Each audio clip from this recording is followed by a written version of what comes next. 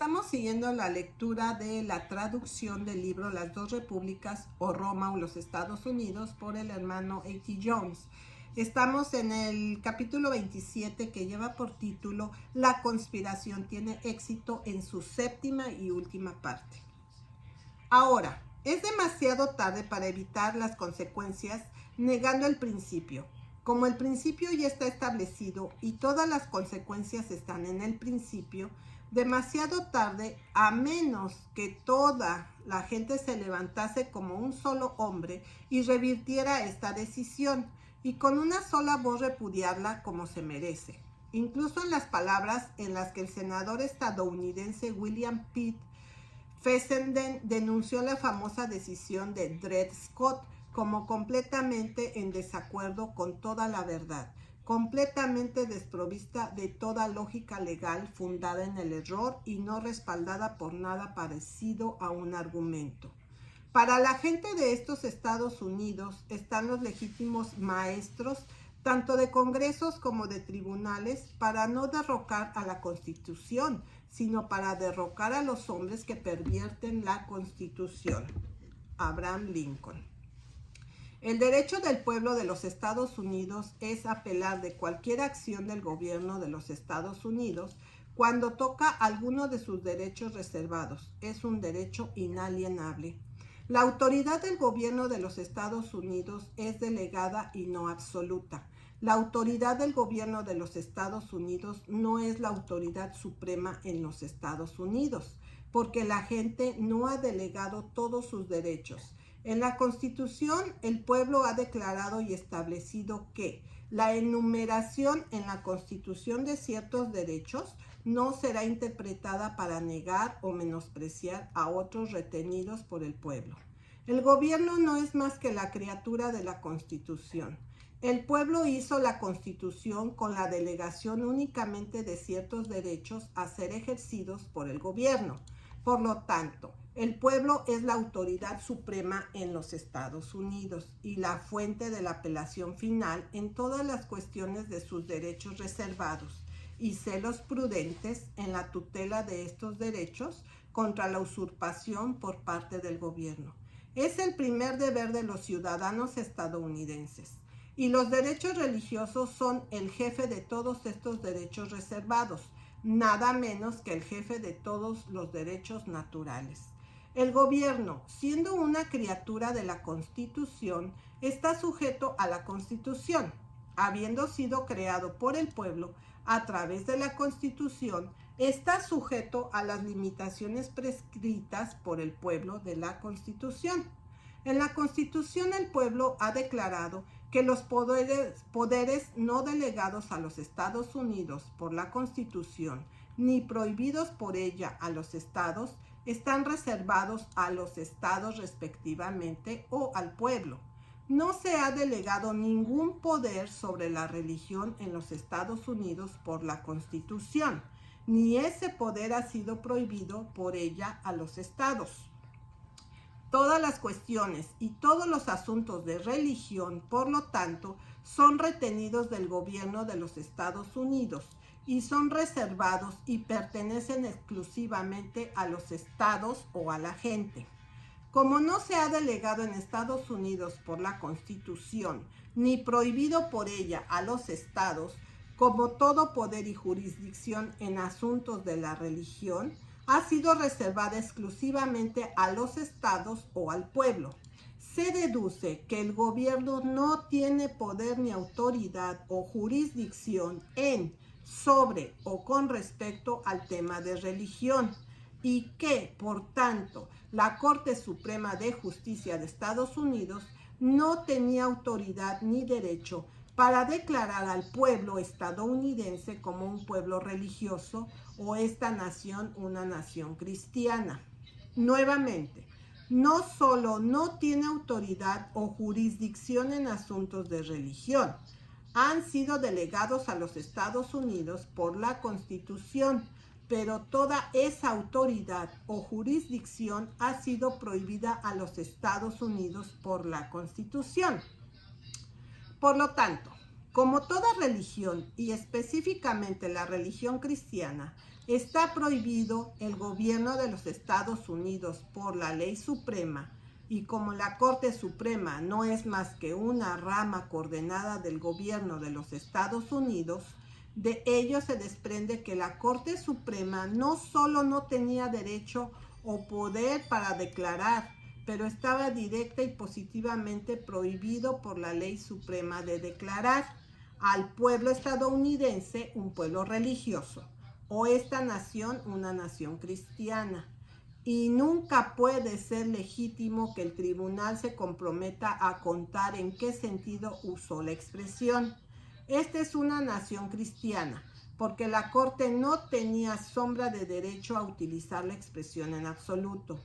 Finalmente, como el gobierno no es sino la criatura de la ley suprema, está sujeto a la ley suprema y está obligado por las limitaciones de la misma. Y aunque la Corte Suprema es el intérprete oficial de la ley suprema, el tribunal en sí está sujeto a las limitaciones de la ley suprema, la Constitución, y debe actuar dentro de las limitaciones en la misma, establecida en sus poderes como una rama coordinada del gobierno nacional.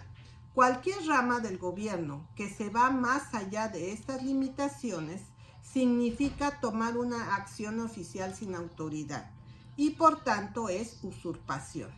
Esta es la razón por la que Madison dijo, y más verdaderamente, que la menor interferencia o intromisión del gobierno general con la religión sería una muy maravillosa usurpación.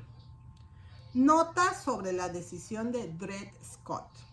En la discusión anterior se ha mencionado varias veces de la decisión de Dred Scott y el paralelismo entre ella y esta decisión de Nación Cristiana.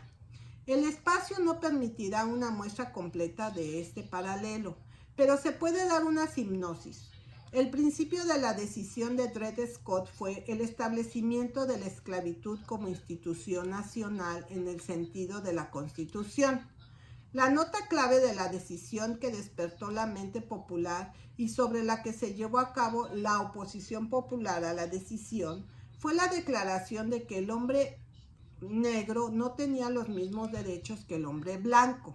Estaba obligado a respetar. Para probar esto, el tribunal citó hechos de la historia pública de cada nación europea, de la legislación de las diferentes colonias y de la llanura e inequívoca lengua de las leyes de varios estados, Massachusetts, Connecticut, etc. Para sostener la proposición, el tribunal también citó al canciller Kent, cuya precisión e investigación nadie cuestionará. Además de todo esto, el tribunal emitió en parte de la Declaración de Independencia que todos los hombres son creados iguales y están dotados por su creador con ciertos derechos inalienables, entre los que se encuentran la vida, la libertad y la búsqueda de la felicidad.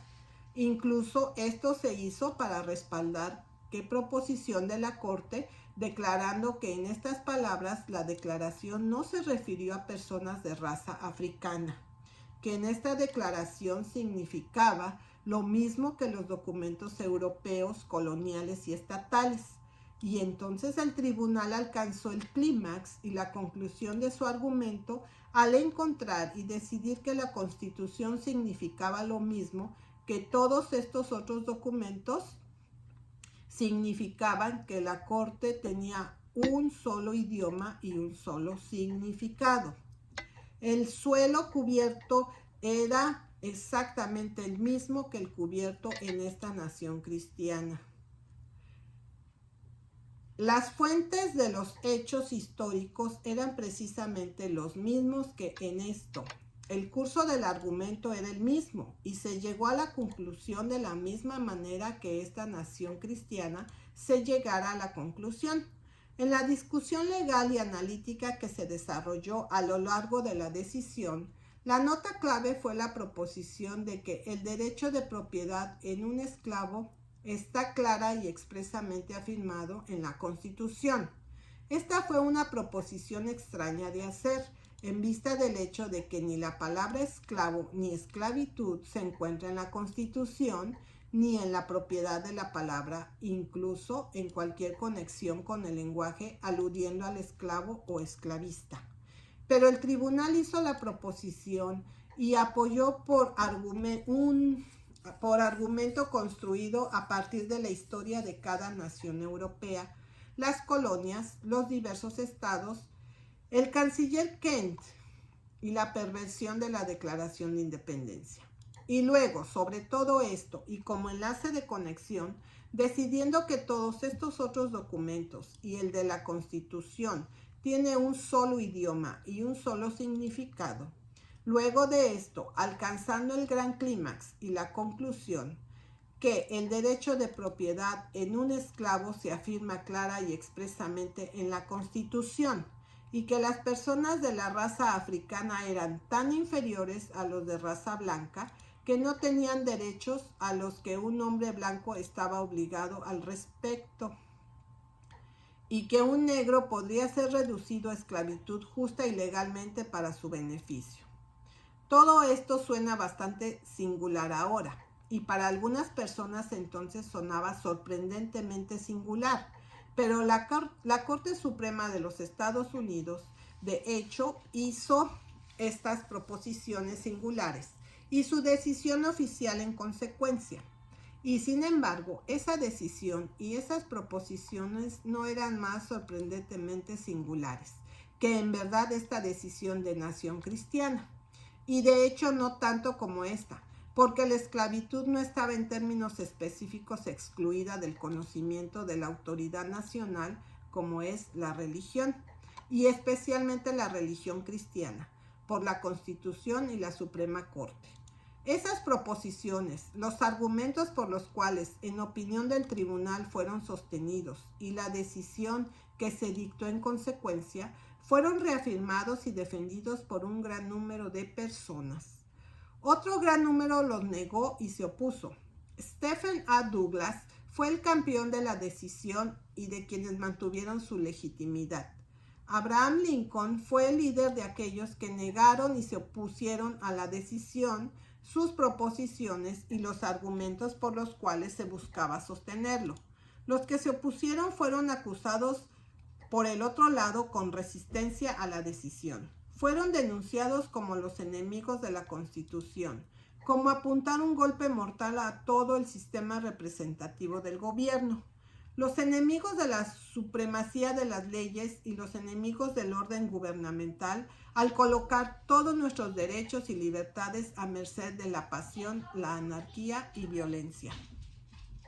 De la historia de la elaboración de la Constitución y de las declaraciones y expresos propósitos de quienes realizaron la Declaración de Independencia y Constitución Nacional, de las palabras sencillas y actos públicos de Jefferson, Madison y Washington, los oponentes de la decisión mostraron de manera concluyente que el supuesto histórico de hechos citados por el tribunal no eran realmente ciertos, eran realmente no hechos en absoluto, como lo usa la Corte, que la decisión fue inexacta en las declaraciones históricas citadas y mucho más inexacto por la supresión de enunciados que realmente pertenecen a la historia. Por lo tanto, sostuvieron que no es resistencia, no es factible, ni siquiera es una falta de respeto tratarlo como si no hubieran bastante establecido una doctrina para el país. Declararon: creemos que la decisión de Dred Scott es errónea. Sabemos que el tribunal ha anulado sus propias decisiones y haremos lo que podamos para que anule esto. No le ofrecemos ninguna resistencia. Alguien tiene que revertir esa decisión, ya que se tomó, y tenemos la intención de revertirla y queremos hacerlo pacíficamente. El tribunal no revocó su decisión, pero en la guerra y en las enmiendas 14ª y 15ª de la Constitución, el pueblo sí revirtió esa decisión. Otro argumento utilizado por quienes apoyaron la decisión, y especialmente por aquellos que realmente simpatizaban con él, pero que no tenían el valor abiertamente para tomar su posición sobre él y apoyarlo, por lo que lo apoyaron en todos sus efectos y propósitos, buscando aliviar toda sospecha de ello. Fue insistiendo en una distinción que Lincoln pronunció. Es una objeción entre las palabras dictar y decisión.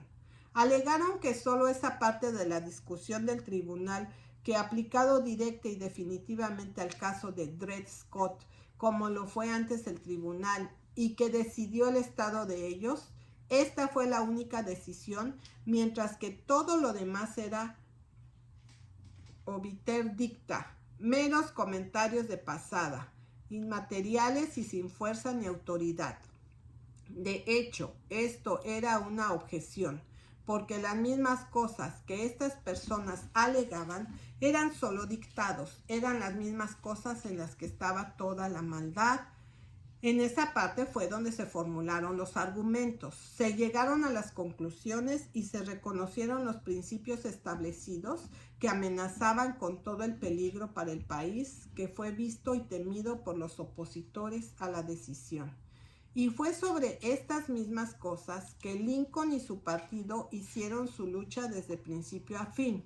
La mera decisión de que Dred Scott y su familia eran esclavos y no tenían posición en un tribunal de los Estados Unidos y debían permanecer esclavos fue la parte más pequeña de la decisión en comparación con las proposiciones anunciadas y el principio establecido en la discusión de la cuestión, y que estos partidarios secretos intentaron encubrir bajo la sutileza de que todo esto eran simples dictados. Este punto queda claro en el discurso de Lincoln en Columbus, Ohio, en septiembre de 1859, con estas palabras: esta decisión establece principios que, si se llevan a su lógica conclusión, decidiría que las constituciones de los estados libres, prohibiendo esclavitud, son en sí mismas inconstitucionales.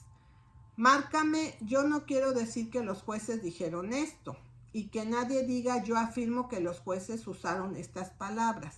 Solo digo, en mi opinión, que lo que dijeron, si presionada hasta su conclusión lógica, inevitablemente resultará así, creyendo para evitar que la consumación incidental sea la original y propósito principal de la organización republicana. A mi juicio no hay forma de evitar ese resultado, salvo que la gente vea que las constituciones se interpretan mejor de lo que se interpreta nuestra constitución en esa decisión. Deben cuidar que se lleve a cabo más fiel y verdaderamente lo que allí se expone. Tómelo tal como está y aplíquelo como principio. Extender y aplicar ese principio en otros lugares y considerar a dónde te llevará. Digo, si se establece este principio. Cuando se hace esto, donde prevalece esta doctrina, los mineros y zapadores habrán formado la opinión pública para la trata de esclavos. Entonces, ellos estarán listos para Jeff Davis, Stephens y otros líderes de esa empresa. Tocar la corneta para el resurgimiento de la trata de esclavos, para la segunda decisión de Dred Scott, para que la inundación de la esclavitud se derrame sobre los estados libres, mientras estaremos aquí atados e indefensos y atropellados, como la otra parte confesó que si se admitía el principio, entonces este resultado podría seguir. Y para escapar de esta peligrosa conclusión, convirtieron toda esta parte de la decisión en meros dictados. Este subterfugio Lincoln lo expuso de la siguiente manera: no hay duda de que la Corte Suprema ha decidido que es el derecho del esclavista tomar a su esclavo y retenerlo en el territorio. Y diciendo esto, el propio juez Douglas admite la conclusión. Dice, si esto es así, se seguirá esta consecuencia. Y porque esta consecuencia seguirá, su argumento es, la decisión no puede, por tanto, ser así. Podría ser si no fuera por las extraordinarias consecuencias de estropear mi farsa.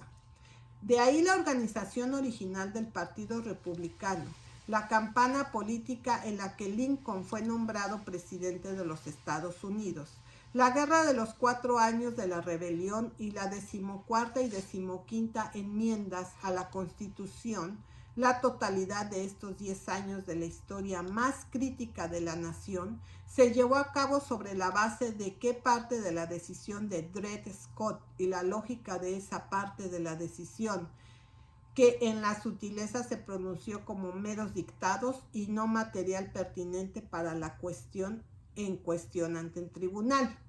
Y esta misma objeción entre las palabras dictar y decisión se busca ahora para ser establecida por los simpatizantes con un despotismo religioso como una válida distinción con referencia a esta decisión de nación cristiana.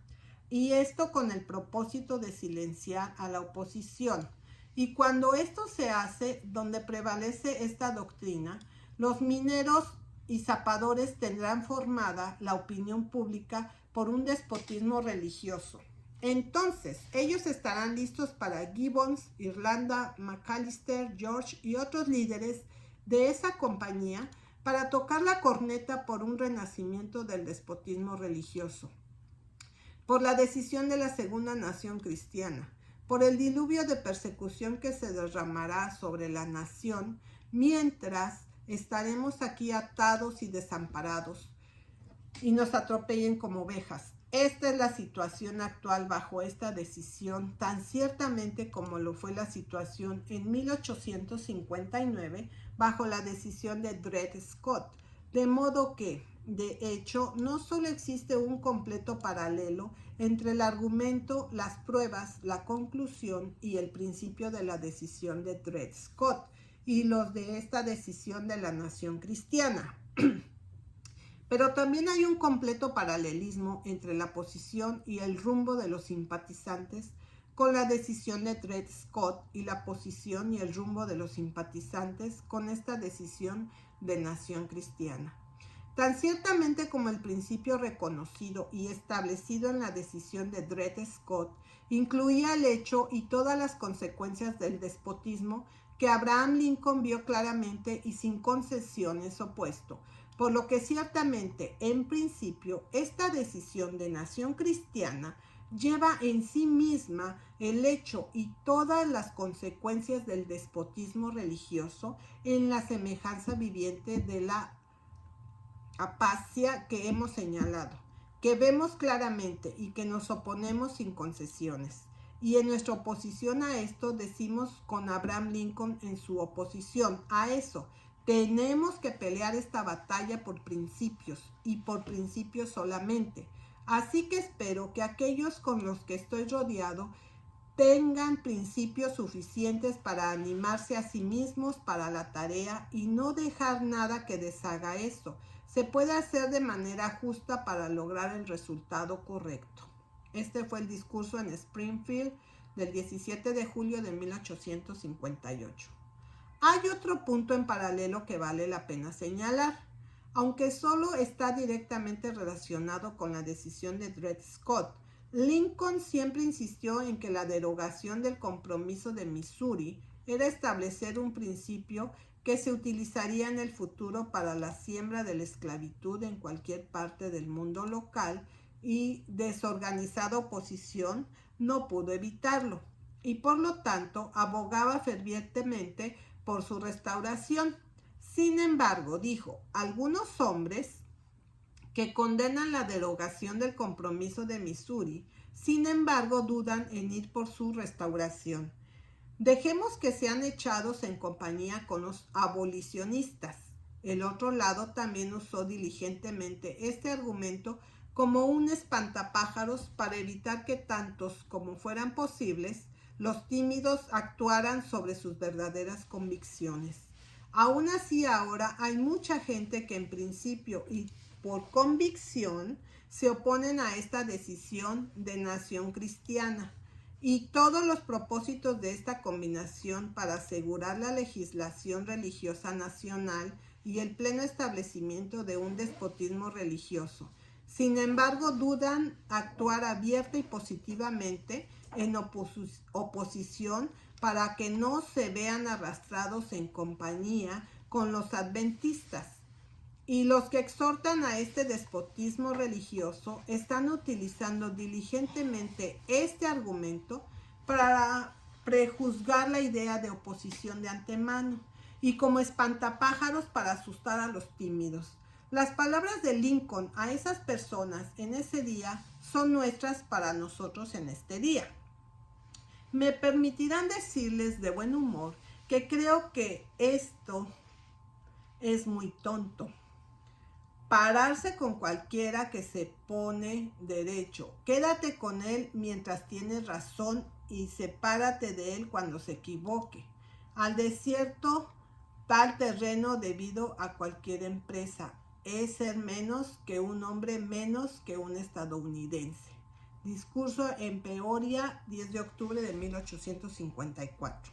Y sobre esta cuestión, hoy ante nosotros, para abandonar tal terreno, debido a cualquier compañía, es ser menos que un hombre, menos que un estadounidense, menos que un cristiano.